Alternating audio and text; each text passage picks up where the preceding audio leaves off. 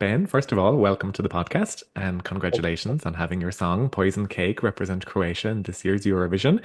Thank you. Um, we will discuss Poison Cake, I suppose, a little bit later, but I suppose just to get to know you a little bit more, can you tell us how you got into music and songwriting in the first place? Sure, yeah.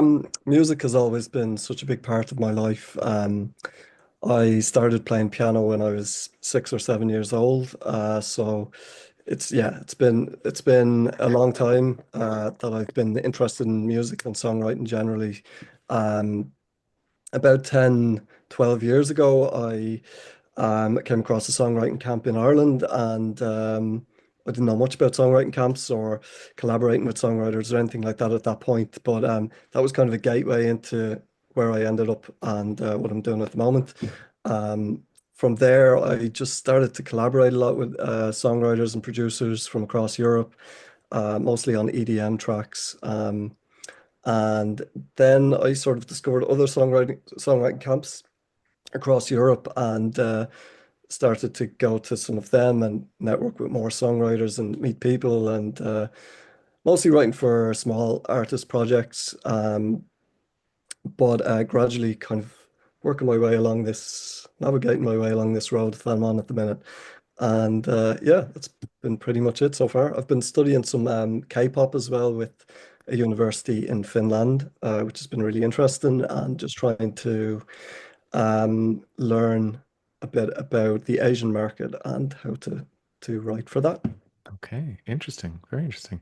And Mm. I should have said from the start actually that you are Dublin born and bred, yeah? I am, yeah. I believe So I'm the only Irish-born songwriter at Eurovision this year, which is a nice thing to be able to yeah, say. Yeah, there is other people with Irish connections, but yeah, yeah, you're born and bred a dub. yeah. And you mentioned actually there kind of some of the, I suppose, genres, musical genres that you write in and sing in. And when I was listening to your music, I could definitely see, you work across genres from traditional Irish to pop to EDM. So I suppose, when you're writing a song or starting a song, how do you decide what way it's going to go or what genre it's going to be in? More and more I've been writing with the artist in the room, so usually it will be led by them. So depending on who I'm writing with, I just kind of follow whatever direction they want to go. So for example, I was at a songwriting camp in the Netherlands last week. One of the days I was with an artist from Luxembourg. So we wrote sort of a song in French, which was a new experience. And then another day, I was with an artist who was more in the dark pop genre. So that was something completely different. So yeah, more and more it kind of depends on who I'm writing with and where they want to go. And my role has kind of become supporting their process. Um, but yeah, I've had lots of experience without artists in the room where you sort of just write a song and you say, okay, where will we go today? And um, often that just kind of depends on your mood and where your head is on that particular day.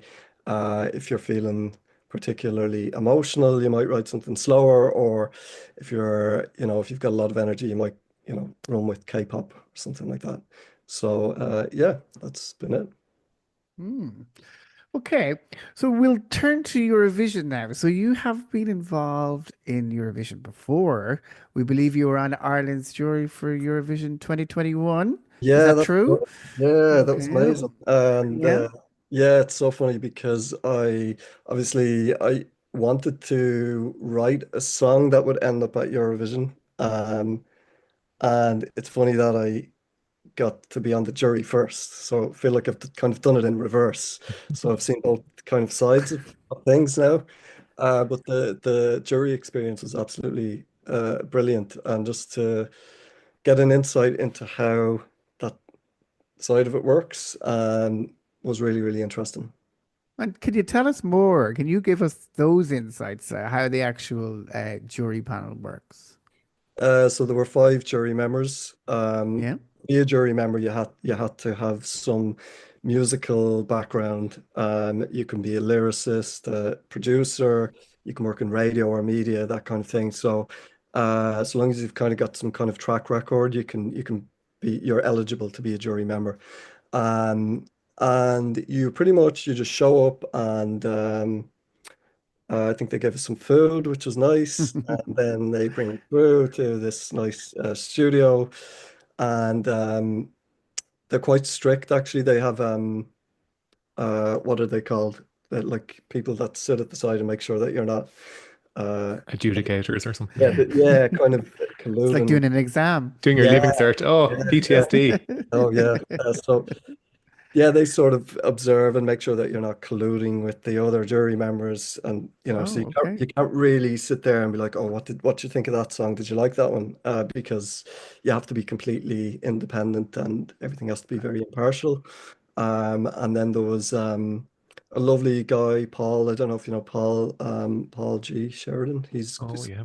oversees the jury members, and yeah, so he also sort of just, gives us the rules, and like you have a score sheet, a scorecard, and at the end of it, you've got to rank all of the songs from your favorite to your least favorite, or the other way around. Okay. And then all of your votes are added up with the votes of the other jury members to give Ireland an overall top 26 or however many songs. Okay. Yeah.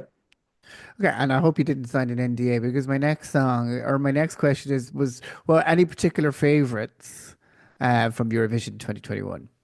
Oh, I loved, well, Maneskin won that year. Yeah.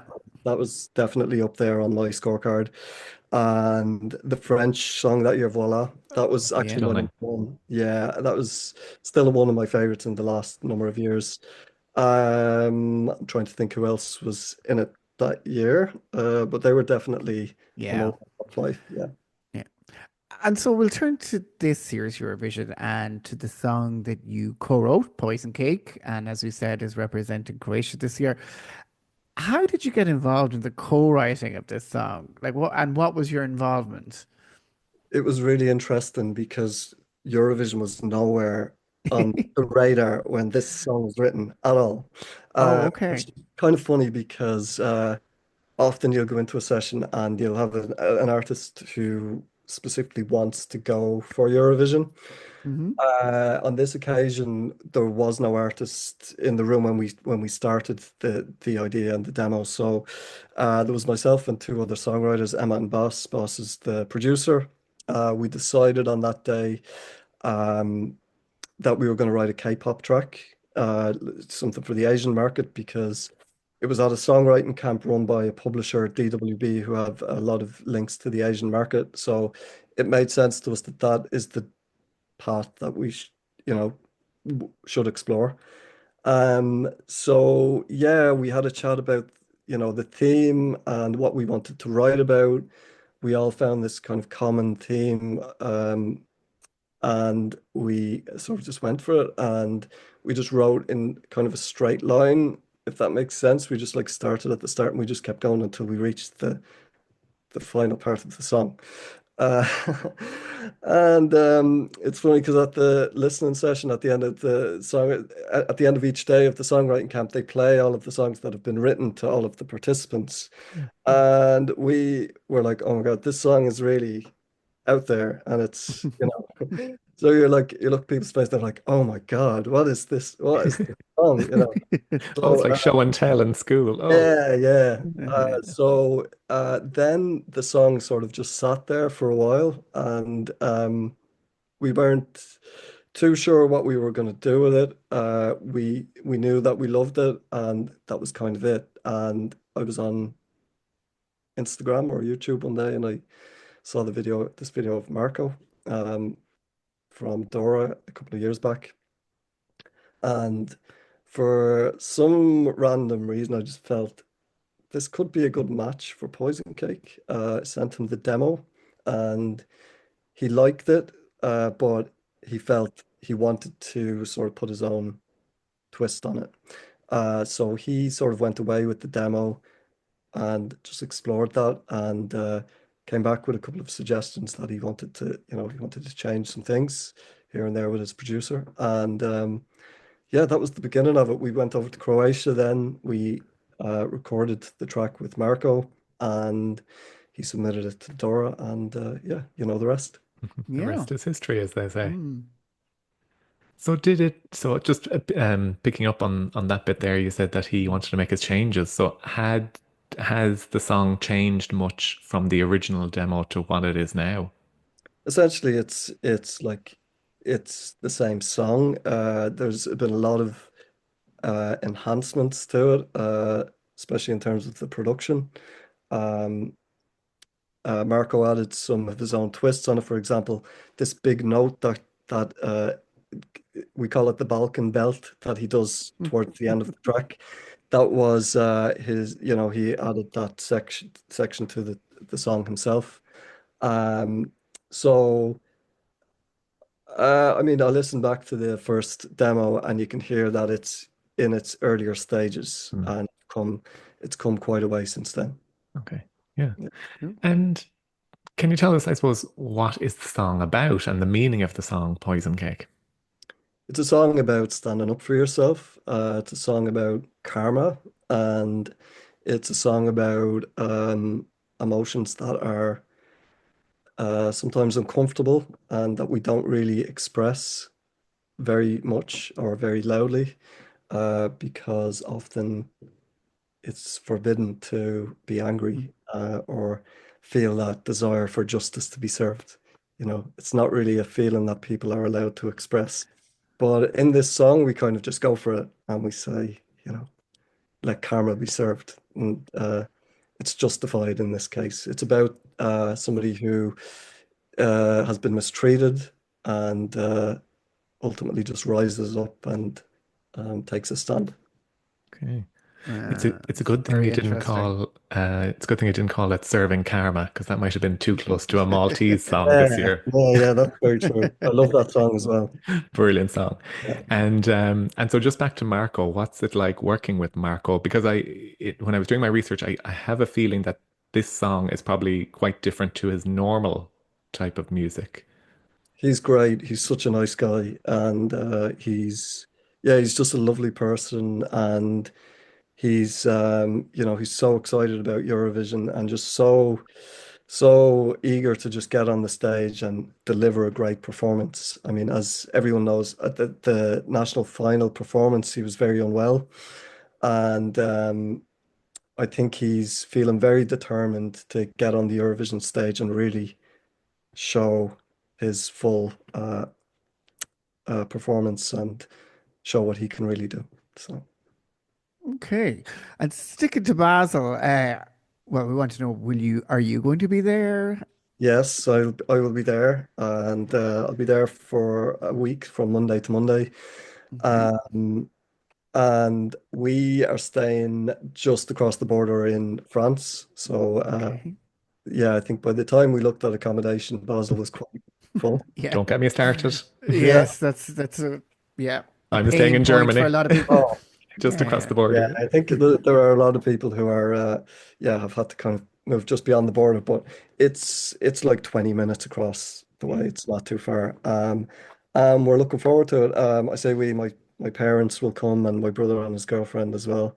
So we're looking forward to, yeah, to exploring France as well as Switzerland Yeah. and yeah, just everything that the week holds. I hope you're prepared for the madness. If you haven't been to a Eurovision before, it's quite the experience. And Yeah, I'm really excited. as a writer, it's going to be another type of experience as well. Yeah, I set up a WhatsApp group for songwriters of the Eurovision songwriters just today actually, where Brilliant. we can share, you know, the places to be, or I don't know, where Yeah. where's the party at? I don't know.